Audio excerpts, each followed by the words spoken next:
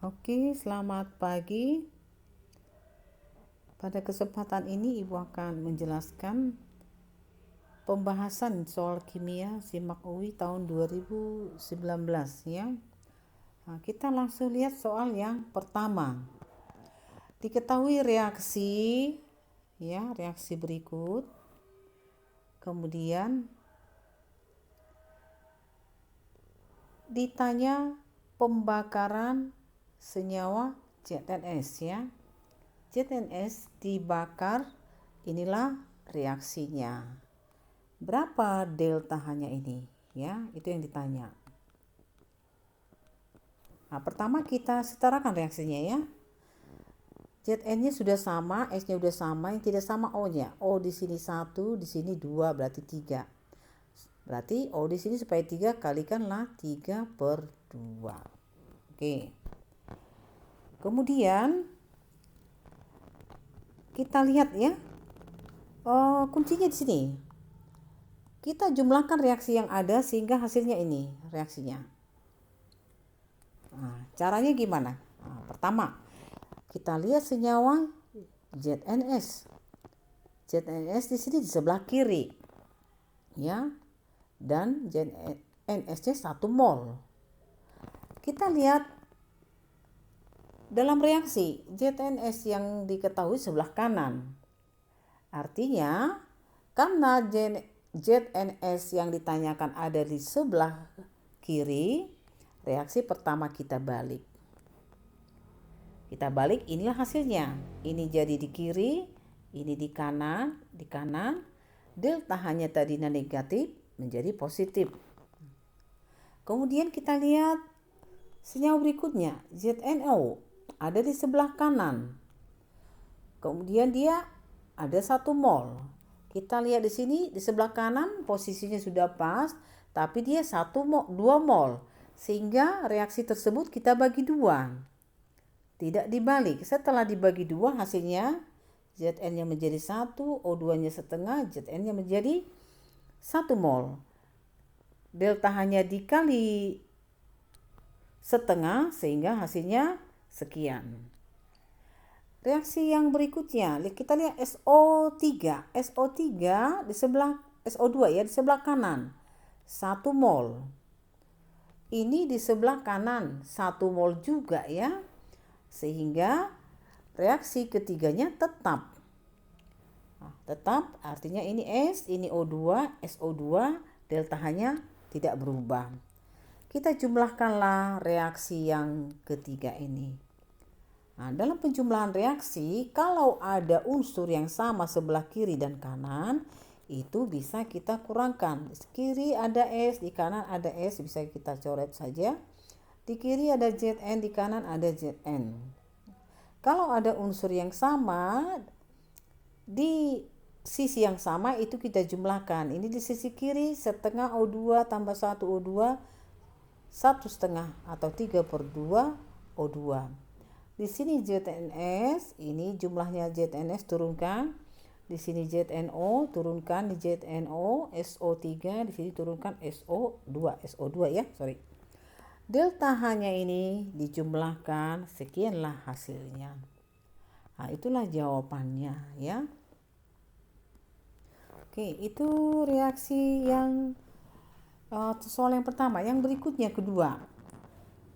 Pada elektrolisis larutan CuSO4 dengan elektroda platina atau PT ya, ini inert, menghasilkan logam Cu sebanyak sekian gram di katoda.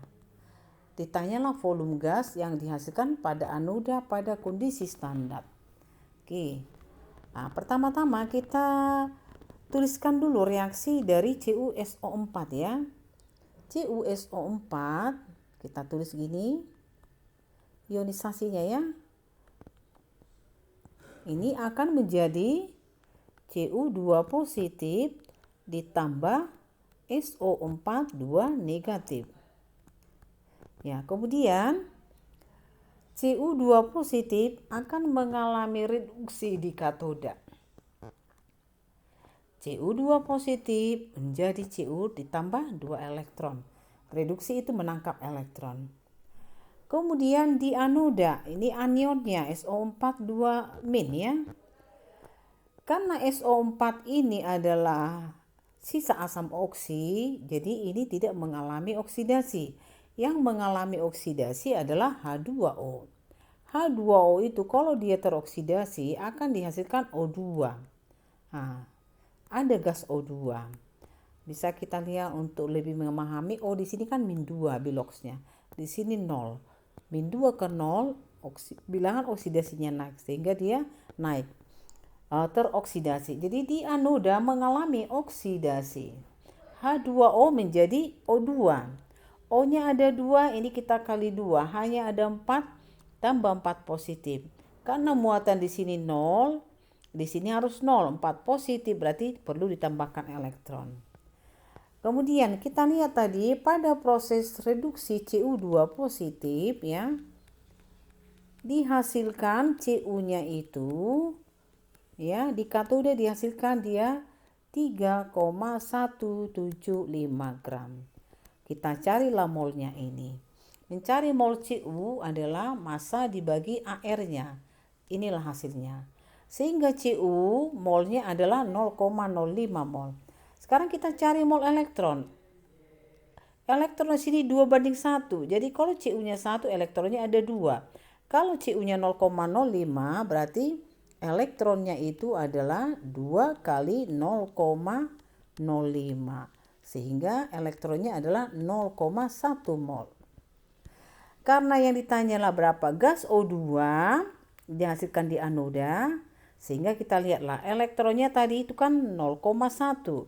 Berapa mol O2-nya? Kita lihat di sini O2 dengan elektron 1:4. Sehingga mol O2 itu adalah 1/4 ya. 1/4 dari 0,1. Hasilnya adalah 0,025 mol.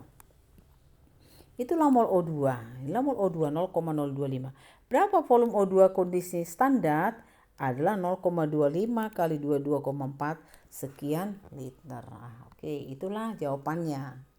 Sekarang kita lanjut. Ada reaksi pembentukan NOBr dari 2NO tambah Br2. Merupakan reaksi berorde 1 dengan tetapan laju. Ya. Jika dimasukkan ke dalam 125 ml labu, NO 20 mmol, Br2 15 mmol. Pada saat reaksi NO 25%, berapalah lajunya atau ditanya V-nya. Oke, sekarang kita lihat. Persamaan lajunya adalah VK kali NO kali Br. Karena apa? Tadinya semua dia orde 1. Ya. Jadi reaksi berorde 1. Inilah harga K-nya. Katanya NO yang bereaksi cuma 25%. 25% NO-nya 20, berarti cuma ada 5 mmol NO yang bereaksi. Untuk lebih gampangnya kita bikinlah di sini mula-mula bereaksi sisa. NO mula-mula 20. Br2 mula-mula 50. NO Br tidak ada. Yang bereaksi tadi cuma 25%-nya. 25% sama dengan 5 mmol NO yang bereaksi. Kalau NO 5 mmol berarti Br2 2:1 berarti setengah dari 5, 2,5 mmol. Artinya sisa NO itu 20 kurang 5, 15 mmol. Br2 sisa adalah 15 kurang 2,5, 12 mmol. Ditanya berapa lajunya, sehingga sebelum melaju kita carilah konsentrasi NO adalah millimol NO per volumenya. Sekian. Konsentrasi Br2 millimol Br2 per volumenya sekian. Sehingga laju reaksi pada saat 25% NO bereaksi adalah VK kali NO kali Br2 0,25 kali 0,12 kali 0,1. Sekianlah jawabannya. Oke, kita lanjut. Kevlar merupakan polimer bersifat tahan panas. Rumus polimernya ini. Ditanyakan monomernya. Untuk mencari monomernya, kita lihat senyawanya berulang ya. berulangnya di mana. Misalnya di sini NH, NH. Tentu NH di sini akan berasal dari NH2. NH di sini berasal dari NH2. Pecah di sinilah dia ya, pecah. Kemudian di sini ada CO, CO. Tentu monomernya setelah pecah di sini ini tambah ya, tambah di sini. Ada sedikit kesalahan. Kemungkinan jawaban yang ini ya. Artinya di sini ada Cl rangkap CO, CO rangkap, dan di sini Cl. Di sinilah dia, ini Cl ya. Inilah monomernya. Oke. Kemudian yang berikutnya ada unsur NaMgAl, nomor atomnya. Ditanya jari-jari kation yang tepat, jari-jari kation. Na inilah konfigurasinya. Ya. Tentu dia periode ketiga semua. Na itu golongan 1, Mg golongan 2, Al golongan 3. Berada dalam satu periode ya, terletak dalam satu periode. Kamu udah tahu dalam satu periode itu dari kiri ke kanan pasti jumlah protonnya makin besar. Kalau makin besar jumlah proton, tarikan inti ke elektron terluar itu makin kuat. Sehingga jari-jari atom, ini masih atom, makin kecil. Bagaimana dengan jari-jari ion ya? Jari-jari ion di sini maksudnya dia dalam bentuk kation, bermuatan positif. Perhatikan, kalau makin besar muatan kationnya, makin kuat dia menarik elektron terluar sehingga jari-jari ion makin kecil. Ingat ya, kation bermuatan positif, elektron terluar negatif, tentu terjadi tarik-menarik. Semakin besar muatan kationnya, makin kuat menarik elektron, sehingga jari-jari makin kecil. Artinya, jika muatannya kecil, tarikannya lemah, sehingga jari-jarinya besar. Sehingga urutannya adalah Na, Mg, Na positif, Mg2 positif, dan Al3 positif. Ya. Bagaimana misalnya kalau dia adalah anion?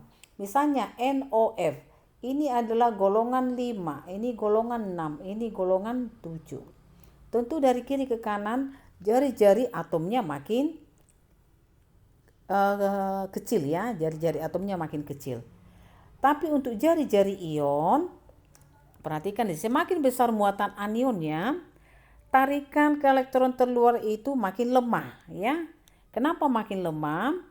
Karena muatan sejenis itu tolak menolak. Semakin besar muatan ionnya, makin lemah tarikan ke elektron terluar sehingga jari-jarinya makin besar. Artinya jari-jari yang paling besar itu adalah muatan negatifnya yang paling besar. Ya, oke, kita lanjut nih. Ada unsur S dan O membentuk 3 macam senyawa. Ada SO, ada SO2, ada SO3. Mana yang bersifat polar? SO. Dua unsur berbeda pasti polar. Ini polar. SO2 memiliki pasangan elektron bebas pada pusat pasti polar. SO3 karena tidak memiliki pasangan elektron bebas pasti non-polar. Boleh saya gambarkan untuk SO, dia begini. S dan O itu adalah golongan 6 ya. Sehingga kalau saya gambarkan dia seperti ini. Boleh kita lengkapi ya. Ya. Bagaimana dengan SO2? SO2 dia seperti ini.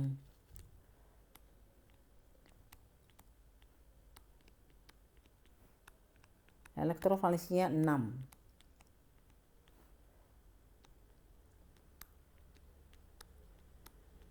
Sehingga SO2 itu dia lebih bersifat polar ya, bentuknya begini, ada elektron bebas. Bagaimana dengan SO3? SO3 dia seperti ini.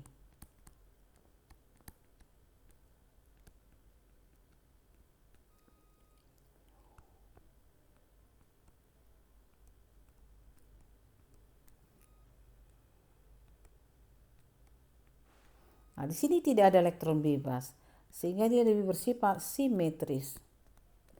Sehingga dia bersifat ini adalah non polar ya. Sehingga jawabannya adalah ini. Oke, kita lanjut lagi yang berikutnya. Pembentukan MgOH 2 kali dari MgNO3 dan KOH. MgNO3-nya sekian, KOH-nya sekian. Ditanya konsentrasi pereaksi sisa. Kita buat reaksinya seperti ini. Mula-mula bereaksi sisa. Kemudian kita cari MgNO3 dua kali. M kali V. Sehingga M kali V 10 milimol, itulah MgNO3 dua kali. KOH-nya ya 0,3 kali 50, 15 milimol. Inilah MgNO3 dua kali, KOH mula-mula 15 milimol. Perbandingan koefisien ini 1:2 ya. Mana yang habis bereaksi? Caranya begini ya. Kalau kita lihat ini kan ini 1, ini 2. Lebih kecil MgNO3 dua kali. Tetapi bukan MgNO3 dua kali yang habis bereaksi. Caranya bikin begini. KOH dia punya mula-mula 15 milimol. Bagi koefisiennya adalah 2. Bagi 2 dia 7,5. Cara cepatnya ini ya. Kemudian MgNO3 dua kali. Dia 10. Bagi koefisiennya 1. Berarti hasilnya 10. Mana hasil bagi yang lebih kecil? Itulah reaksi pembatas. Pembatas artinya yang habis bereaksi. Artinya KOH yang 15 milimol ini habis bereaksi 15 milimol. Sehingga dia sisa ada. Berapa MgNO3 yang bereaksi? Tentu adalah 1:2 atau setengahnya ya. Berarti setengah dari 15, 7,5. Sehingga sisalah MgNO3 2,5. 2,5 itu dari mana? 10 dikurang 7,5. Oke, ditanya konsentrasi. Konsentrasi itu adalah mol atau milimol per volume total. Karena volumenya mili berarti di atas milimol. 25 per volume totalnya 50 tambah 50 yaitu MgNO3 2 kali 50, KOH-nya 50. Sekianlah konsentrasi pereaksi sisanya. Oke, kembali ke asam sulfat. Merupakan garam organik ya, kita gunakan sebagai pupuk. Jika kita memerlukan nitrogennya 19,6 mg, berapa NH4 yang kita butuhkan? Oke, jadi dalam senyawa NH42SO4. Jadi senyawanya kan NH42SO4. Ini nanti berapa gram ini yang kita butuhkan? Jika kita butuh N-nya sebanyak 19,6 mg. Dari sini kamu harus tahu jumlah N di sini adalah 2 atom ya, 2 atom dia. Kemudian kamu harus cari MR-nya ini. Mencari MR-nya ini saya pikir kamu udah tahu lah ya. MR-nya ini 132. Sehingga massa N itu sama saja ARN kali jumlah atom N per MR senyawanya kali massa senyawanya. Ini sebenarnya yang ditanya. Massa N-nya sudah ada ya. Ini dijadikan gram ya. Karena di sini miligram. Jumlah atom N-nya 2, AR-nya 14, MR senyawanya ini kali massa senyawa. Sehingga nanti massa senyawanya ini kita dapat sekian gram. 9,24 kali 10 pangkat min 2 gram. Itulah caranya. Oke, kita lanjut. Wadah berbentuk bola volumenya 5 liter. Gas N2 sekian, gas CH4 sekian. R-nya sekian, suhunya sekian. Ditanya berapa tekanan campuran gas, artinya tekanan total. Ingat, gasnya ada 2. Pertama NH3. Cari molnya, massa dibagi MR. Zat kedua CH4, massanya 40 bagi MR. Sehingga mol total dari gas campuran adalah 4 mol. Bagaimana tekanannya? Tekanannya sesuai dengan rumus gas ideal. PP sama dengan nRT. P itu berarti nRT per V. Masukkan N-nya, masukkan R-nya, masukkan suhu Kelvin per volumenya. Sekianlah tekanan total dari gas yang berada pada bola tersebut. Oke, kita lanjutkan. Ada penyangga terdiri dari asam benzoat dan natrium benzoat ya. Asam benzoatnya kita kalikan Mn kali V. Hasilnya 11 milimol.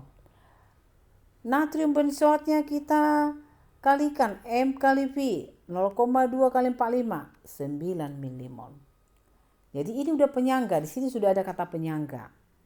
Pada penyangga itu, jadi penyangga itu, ini penyangga asam dia ya. Kita tambahkan basa.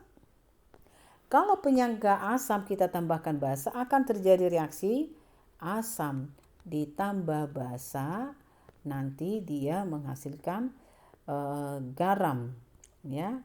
Garam di sini atau sama aja dia dengan basa konjugasinya. Asamnya mana? C6H5COH. Basanya mana? Yaitu yang kita tambahkan BaOH 2 kali. Kalau BaOH 2 kali terurai, tentu menjadi Ba2 positif dan 2 OH-. Kalau BaOH 2 kali 1 milimol, tentu OH-nya menjadi 2 milimol. Nah, sehingga kita bikinlah mula-mula bereaksi sisa. C6H5COOH mula-mula tadi 11. Kemudian yang kita tambahkan OH-nya itu 2 milimol. Awalnya natrium benzoatnya itu atau C6H5COO- itu 9 milimol. Tentu ini bereaksi, ini akan habis. Ini bereaksi 2 sama karena ini 1:1 ya. Sehingga pada akhir reaksi dihasilkan ini 9, yaitu 11 dikurang 2. Kemudian C6H5CO atau garamnya awalnya 9, dihasilkan 2, bertambahlah dia menjadi 11 milimol. Ditanya berapa rasio asam benzoat dan ion benzoat. Jadi yang ditanya di sini perbandingan C6H5COOH dengan C6H5COO-. Nah, perbandingannya adalah inilah asamnya 9, C6H5CO-nya adalah 11. Sehingga jawabannya adalah ini. Oke, kita lanjut. Ada 300 ml benzoat, asam benzoat 0,2 molar. Ditambahkan KOH. Ada Ka asam benzoatnya. Ditanya berapa pH-nya. Ini adalah reaksi asam sama basa. Asamnya C6H5COH, basanya KOH. Akan dihasilkan C6H5COK tambah 2O ya. Jadi K ini nanti bereaksi dengan CH3COO. Kemudian H ini bereaksi dengan OH- membentuk H2O. Kita bikin mula-mula bereaksi sisa. C6H5COOK, kita cari N-nya. M kali V. Sehingga dia awalnya 60. Untuk KOH, kita cari molnya, yaitu masanya dibagi MR-nya. Sekian mol, karena ini gram ya, berarti ini mol. Gramnya kita ubah ke mol kita ubah ke milimol, jadi 50. Ini 50 awalnya, oke? Kemudian karena ini 1:1, ya, tentu yang lebih sedikit yang habis bereaksi. Bereaksilah ini 50, habislah KOH-nya. Kalau awalnya C6H5COK 60, bereaksi tentu sama dengan 50. Bereaksilah dia 50, awalnya 60, berkurang 50, sisalah dia 10. Bagaimana dengan C6H5COK? Awalnya tidak ada. Karena ini juga 1, koefisien sini 1, kalau ini berkurang 50, ini akan bertambah 50. Pada akhir reaksi berarti dia 50. Pada akhir reaksi diperolehlah inilah asamnya. Inilah basa konjugasi atau garam. Ingat ya, kalau asamnya C6H5COOH. Ini adalah asam. Berarti basa konjugasinya adalah setelah dilepas H dilepas berarti basa konjugasinya atau konjugatnya adalah C6H5COO-. Ada C6H5COH, ada C6H5COO-. Berarti dia adalah penyangga. Penyangga bersifat asam, rumusnya H positif Ka mol atau milimol asam per mol atau milimol basa. Masukkan Ka, milimol asamnya 10, milimol basanya 50. Sehingga pH adalah min log H positif. Berarti min log H positifnya sama dengan 5 dikurang log 6/5. Itulah jawabannya. Oke, kita lanjut. Senyawa berikut merupakan senyawa organik bersifat asam. Pernyataan yang paling benar. Oke. Ada COOH. COOH ini berarti asam. Ya. Asam alkanoat. Di sini kita lihat ya, ada mengikat FClBr. Kemudian di sini di antara F dan COOH ada CH2 sama jumlah C-nya. Di antara 1, 2 dan 3, kita bandingkan dulu 1, 2, 3. Mana yang lebih asam?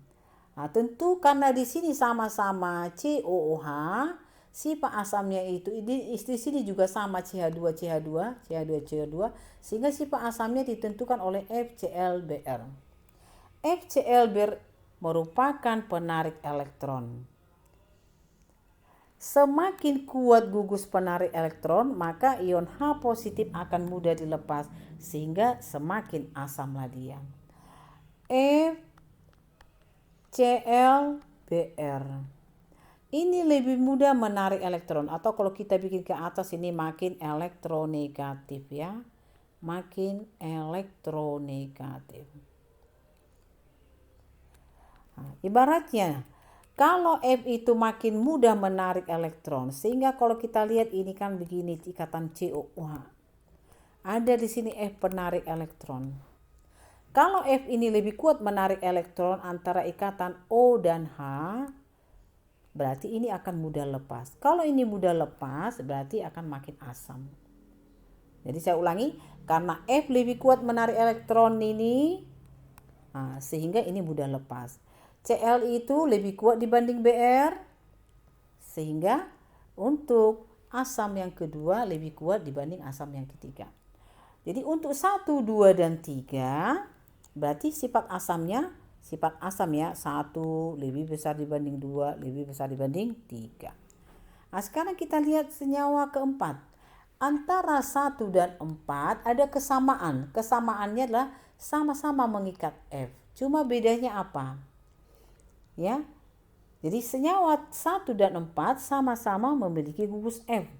Tetapi pada senyawa 4 gugus F lebih dekat ke COOH. Sehingga ion H positif pada COOH lebih mudah dilepas. Artinya senyawa 4 lebih asam daripada senyawa 1. Sehingga senyawa 4 ini merupakan senyawa yang keasamannya paling tinggi. Bisa kamu lihat ibaratnya di sini. Yang pertama itu kan gini. FCH2, CH2, COOH. Sementara di sini yang senyawa keempat itu CH3, CHF, COOH. Nah, ini F di sini menarik elektron di sini yang jauh. Ini F di sini menarik elektron ini dekat. Artinya ini lebih mudah lepas ya, lebih mudah lepas karena F lebih dekat menarik elektron. Oke. Kemudian lanjut di sini. Berdasarkan data tersebut, reaksi yang berjalan spontan. Spontan itu berarti enol selnya positif. Mencari enol sel adalah E-reduksi dikurang E-oksidasi. Kalau kita lihat misalnya yang nomor 1 ini, berarti enol selnya adalah E-reduksi. Reduksi berarti Cu. Cu2 positif menjadi Cu. Ini hasilnya, ini angkanya, atau 0,337. Zn ini mengalami oksidasi. Nah, rumusnya tadi ECU dikurang EZN. Inilah Cu dikurang min, karena Zn negatif ya, potensi reduksinya. Sehingga hasilnya positif. Kamu coba yang kedua juga hasilnya positif. Coba yang ketiga juga positif. Keempat itu negatif ya. Ingat tadi hanya dengan menuliskan sel E-reduksi dikurang E-oksidasi. Kemudian kita lanjut. Spesies yang terdapat dalam larutan KCN dalam air. Kalau KCN dalam air akan terionisasi menjadi K positif dan Cn-. karena ini merupakan garam yang mudah terionisasi. Kemudian akan mengalami hidrolisis. K positif itu tidak terhidrolisis karena dia merupakan ion kuat ya. Sementara Cn- ini mengalami hidrolisis. Kalau Cn- mengalami hidrolisis ya, dia kan begini. Nah, ini cenderung bersifat basa. Kalau dia bersifat basa, ini akan bersifat asam. Kalau bersifat asam berarti H positif dilepas. H positif akan diikat oleh Cn- sehingga dia akan membentuk HCN. Karena tadi sini H positif sudah lepas, tinggallah OH-. Jadi pada larutan KCN dalam air, nanti pada larutannya akan diperoleh K positif, ada juga ion Cn-, kemudian juga nanti ada ion H, bukan ion tapi molekul HCN. K positif Cn-, HCN. HCN diperoleh karena apa? Cn- itu terhidrolisis sehingga dihasilkan HCN. Sehingga jawabannya adalah ini benar. Oke. Sampai di sini pertemuan kita, semoga paham. Mohon maaf kalau ada yang salah, kadang-kadang salah kata ya. Terima kasih.